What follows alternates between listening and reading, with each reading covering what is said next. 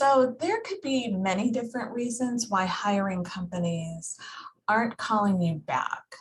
And those include reasons that are beyond your control, quite frankly.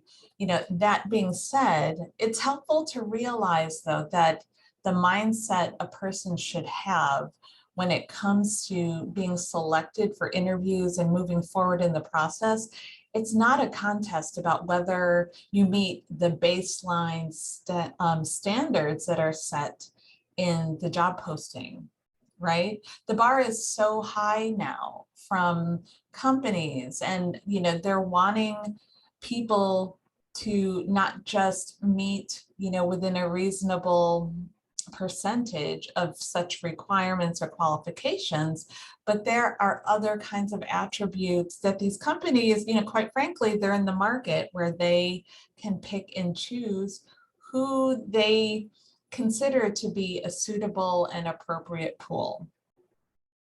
It's not a great feeling, I realize, and it's probably not even fair, but it is definitely a shift that it's no longer about meeting minimums or meeting what's stated, but also bringing to the table all of the things that really make you highly preferred. So, what are those things? These things are not necessarily, just the things that you see in the job description. I mean, these are things that job seekers already know. I mean, look at the market. People are asked unfairly in many ways to do everything. So not only do professionals have to have an outstanding resume or a great LinkedIn profile and have impeccable interview skills, but we're expecting as hiring companies that people are following up multiple times on their applications. They're reaching out to people that they know, people that they don't know, and asking them for favors in terms of networking and asking to have conversations, all of these additional things.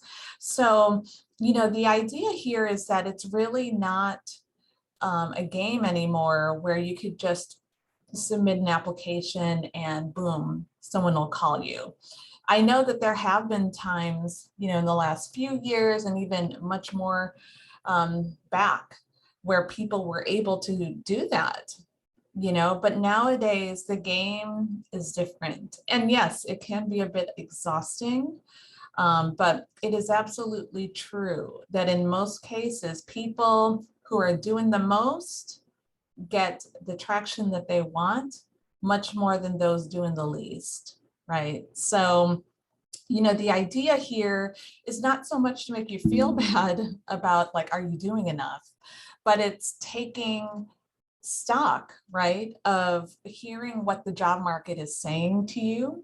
If you're sending out many resumes and no one is calling, no one is interested to learn more about you, and this has gone on for a bit of time, take that as feedback that something probably needs to change in your approach, or that what you're doing, is not enough. So a lot of people that I work with, they certainly rely on what has worked for them in the past. I mean, we use experience, we point to things like, well, this has worked, I'm going to try it. But, it's ever important now to realize, okay, well, we can come from a starting point, but there's a lot of adaptability that we have to have depending on how our information, our profiles as candidates are being received by the general market. So, beyond this, it's not a one and done kind of thing.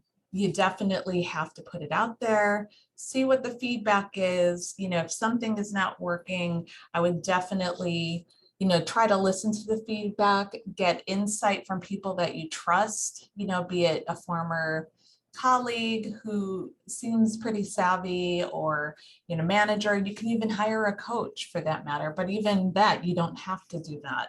But yeah, I mean, these are the things that factor into why companies might not be calling you back, and also what to do if that's the case.